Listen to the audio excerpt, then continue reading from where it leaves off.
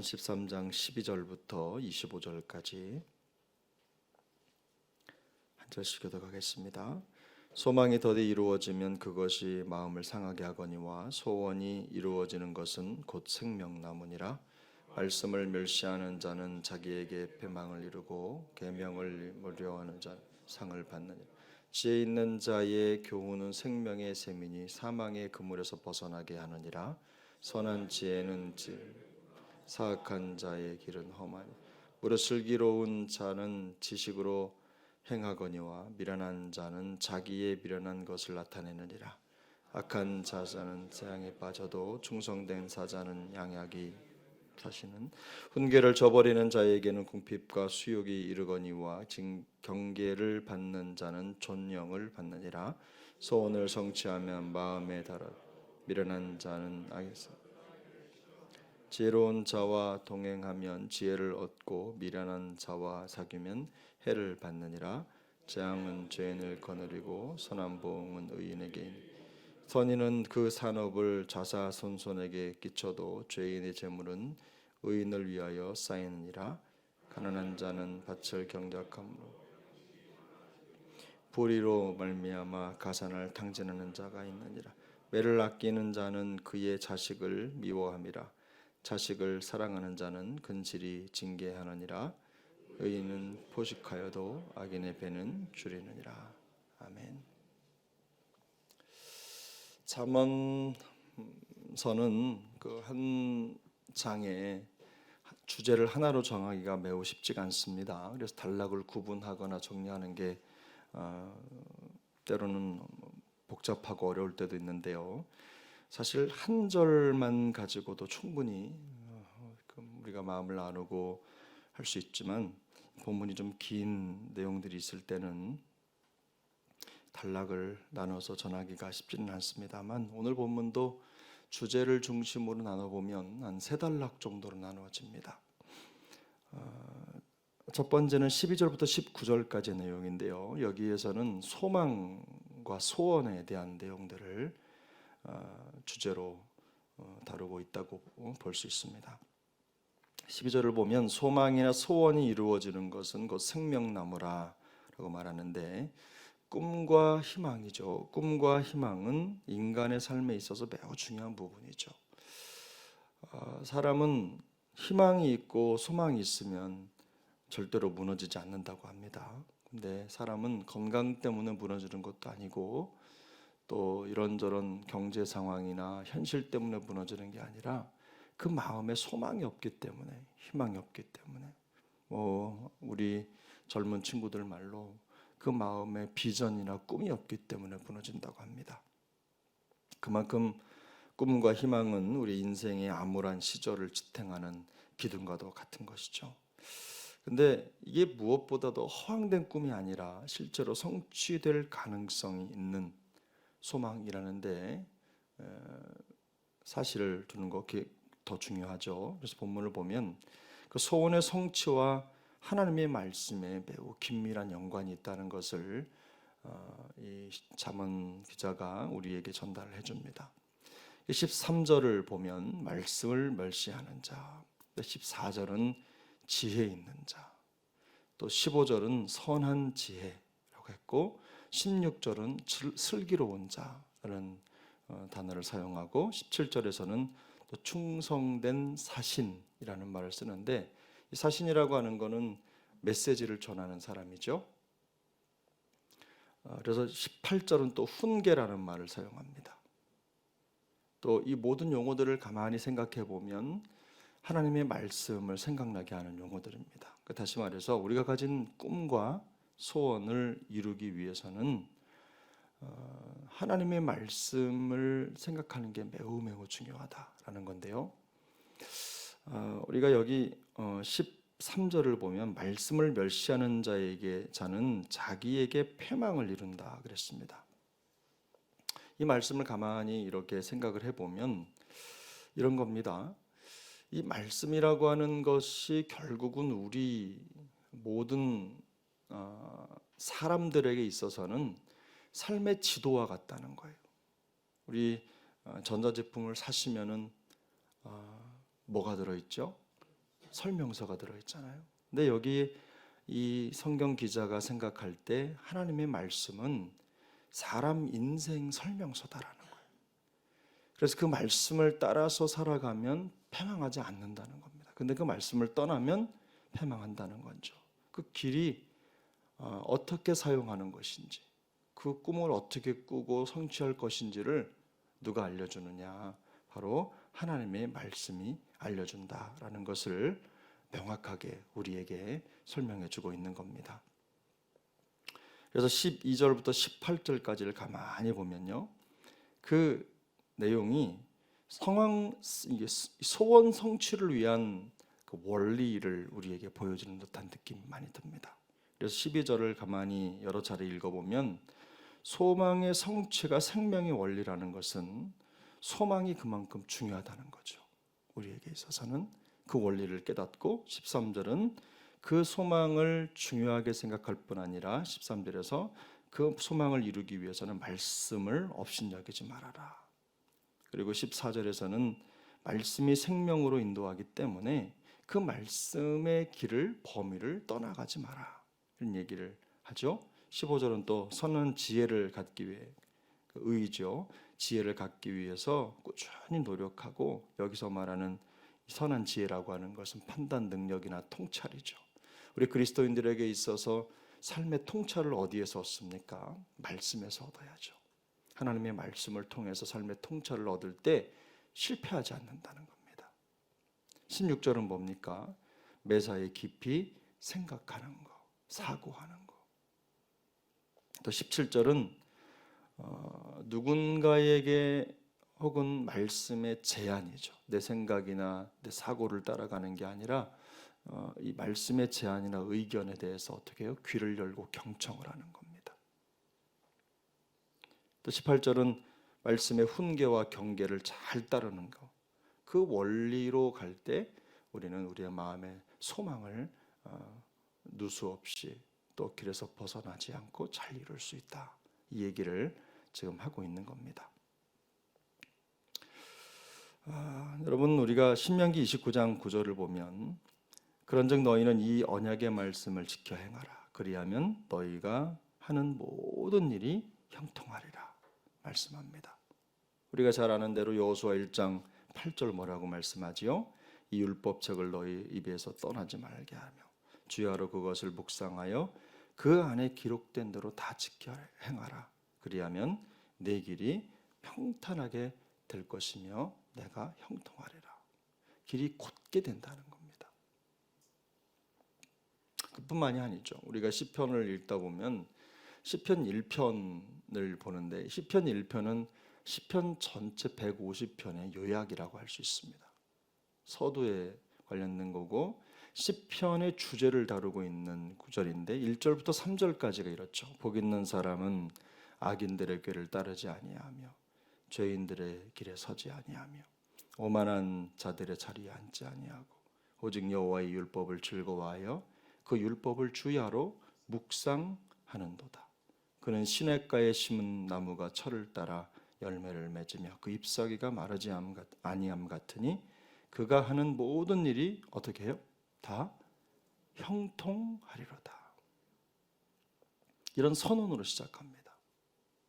다시 말해서 하나님의 말씀이 바로 그 말씀으로 창조된 모든 이 땅의 만물들의 사용 설명서라는 뜻입니다. 그래서 성도는 하나님의 말씀에 순종할 때 가장 올바른 길을 갈 수 있고 소원을 성취하는 가장 빠른 길을 찾을 수 있다는 뜻이 되는 것입니다. 물론 우리 소원이나 꿈이 생각보다 늦어질 때도 있죠. 어쩌면 우리가 죽은 다음에 이루어질 수도 있습니다. 우리가 성경을 읽다 보면 성경 속에 등장하는 믿음의 선진들이 가졌던 마음속의 비전들, 믿음의 비전들은요, 많은 경우에는 그들이 죽은 다음에 이루어지는 경우도 많이 있습니다. 구원, 하나님의 언약 성취나 이런 것들도 보면 아브라함 같은 사람들도 길게 살았지만 그러나 죽은 다음에 아주 먼 미래에 이루어질 그리스도를 바라보는 게 그 인생의 중심이었잖아요. 그런 것처럼 우리 그리스도인들에게 있어서는 한편으로는 이생의 소망이 아니라 하나님 나라의 거룩한 소망을 갖는 것, 그 꿈을 꾸고 그 꿈에 마음을 두는 게 인생의 바른 방향이라는 걸 성경에 보여주는 것입니다. 그러나 우리가 확신하는 것은 우리가 기도하고 하나님의 뜻을 마음에 품고 그 뜻이, 그 꿈이 성취되기를 간절히 바라며 하나님의 말씀을 의지하고 걸어가면 그 꿈은 반드시 이루어집니다. 하나님의 뜻은 한 점도 떨어지는 것이 없기 때문에 주님의 뜻대로 모든 것이 이루어지는 줄 믿습니다. 우리가 불안한 이유가 어디에 있죠? 바로 꿈을 이루고 또 그것이 성취되어야 된다고 하는 데 있어서 우리의 시간표가 항상 우리의 마음속에 있기 때문에 그렇지만, 근데 하나님은 당신의 시간표에 따라서 차근차근 차곡차곡 모든 것들을 질서정연하게 이루어 가시는 분이신 줄로 믿습니다. 그래서 우리가 그 주님을 바라보면서 굳건하게 흔들리지 않고 끝까지 기도하는 게 중요한 것입니다. 성도는요, 다른 것과 싸우는 게 아니라 하나님이 주신 비전과 꿈을 가지고 기도하며 나아갈 때 그 마음속에 찾아오는 모든 낙담과 낙심과 싸우는 것입니다. 우리의 시간표와 다른 하나님의 시간표에 따라 이루어지는 그것을 이해하기 위해서 노력하고, 그래서 하나님의 말씀을 끝까지 연구하고 바라보는 거죠. 그래서 우리가 이 땅에 살아가는 어간에 주님이 주신 꿈과 비전들을 마음속에 지우지 마시고 끝까지 낙담과 싸우면서 주님의 뜻을 이루어 드리는 믿음의 여정을 이어갈 수 있기를 예수님의 이름으로 축복합니다.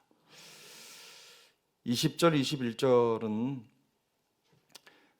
쉽게 말하면 친구 관계에 대해서 얘기를 하는데요. 이 본문을 읽어보면 우리가 배우는 과정이 여러 군데가 있는데 사람과 사람 사이의 관계를 통해서 또 배운다는 겁니다. 그러니까 사람에 대해서 적지 않은 영향을 받는 거죠. 그래서 여러분 20절, 21절에는 동행, 사귐, 그리고 따르는 것이라는 표현이 있는데요. 이게 뭐냐면 내가 어울리는 사람에게, 내가 어울리는 것에 내가 영향을 받는다, 이런 뜻입니다. 여러분,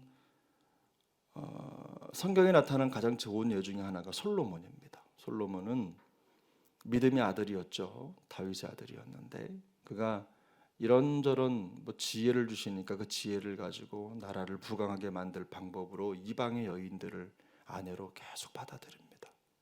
그렇게 하면서 어떻게 됩니까?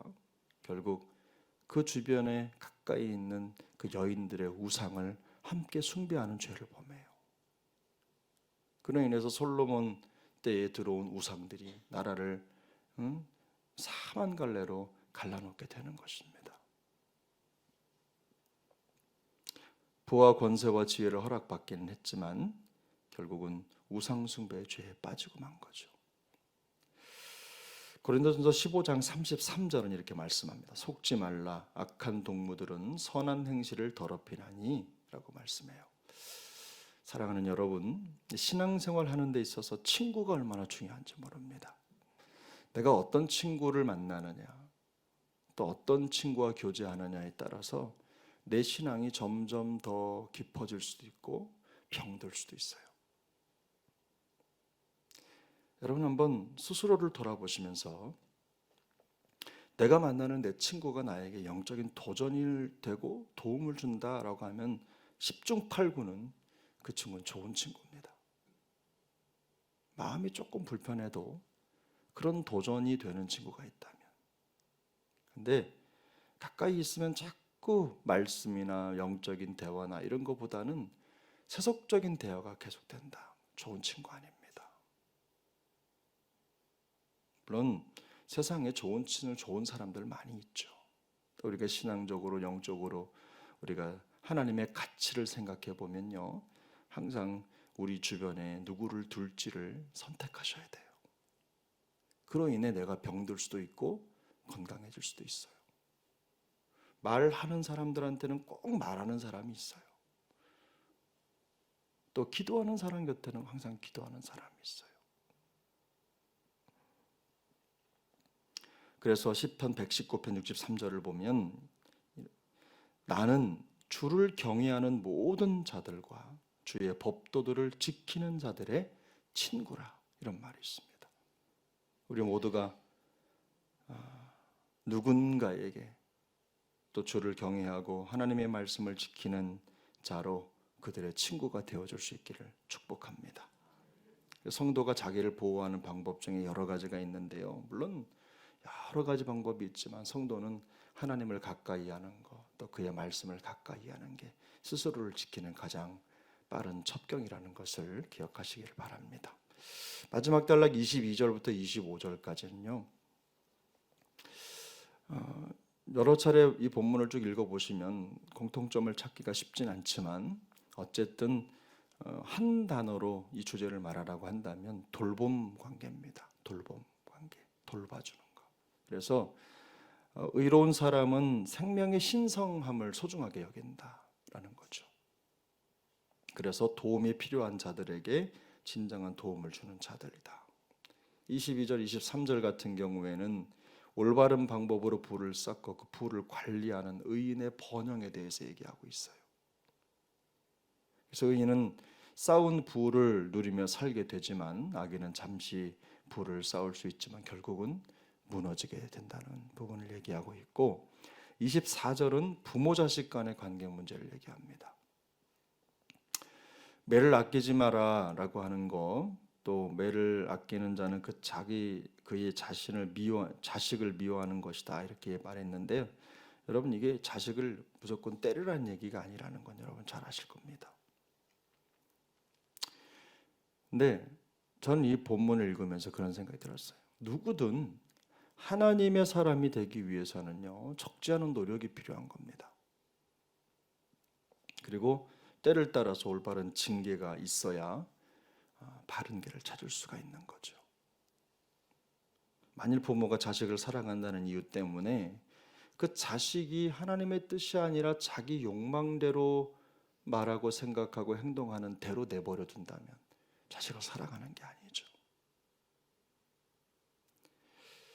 그것은 자식을 진정으로 사랑하는 모습이 아닐 것입니다. 방종하도록 방치하는 거죠. 여러분, 육적으로든 영적으로든 여러분 방치하는 부모가 좋으십니까? 아니면 여러분을 혼내기도 하고 가끔은 매를 대더라도 바른 길로 가도록 도와주는 게 좋습니까?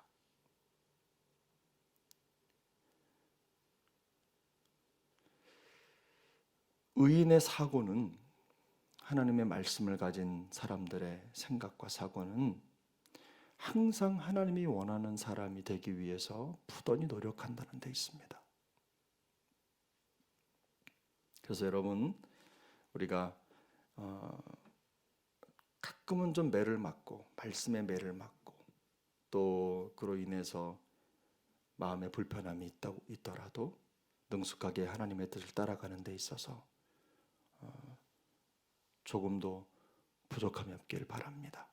말씀에 능숙한 하나님의 사람들이 되셔서 또 주님이 원하시는 모습으로 굳건히 잘 서가시게 되기를 예수님의 이름으로 축복합니다.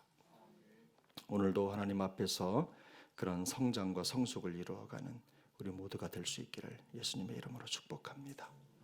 기도하겠습니다. 오늘 오신 하나님 아버지 감사합니다. 오늘도 우리에게 복된 한날을 허락하시고 하나님의 말씀을 실험하며 그 말씀에 우리를 맡겨드리고 또 우리에게 주신 비전들, 마음의 소원들을 이루어가는 한날을 허락해 주신 것을 감사합니다. 하나님, 오늘도 말씀을 따라 걷게 하여 주옵소서. 하나님, 우리의 환경을 말씀 환경으로 만들어가는 일에 마음을 쏟게 하시고 또 우리가 말씀의 교훈을 받을 때마다 또 찔림을 받고 또 마음이 불편해도 바른 길을 인도해 주시는 하나님의 말씀 앞에 우리를 늘 세우게 하셔서 가면 갈수록 더 주님 닮아가는 또 하나님의 뜻을 이루어가는 하나님의 사람으로 더욱더 견고히 서게 하여 주옵소서. 어떤 상황 속에서도 말씀 훈련에 게으르지 않은 우리 모두가 되도록 주께서 은혜 더하여 주시옵소서. 예수님의 이름으로 기도하옵나이다. 아멘. 하늘에 계신 우리 아버지여, 이름이 거룩히 여김을 받으시오며 나라가 임하시오. 뜻이 하늘에서 이루어진 것 같이 땅에서도 이루어지이다. 오늘 우리에게 일용할 양식을 주시옵고 우리가 우리에게 죄 지은 자를 사하여 준 것 같이 우리 죄를 사하여 주시옵고 우리를 시험에 들게 하지 마시옵고 다만 악에서 구하시옵소서. 나라와 권세와 영광이 아버지께 영원히 있사옵나이다. 아멘.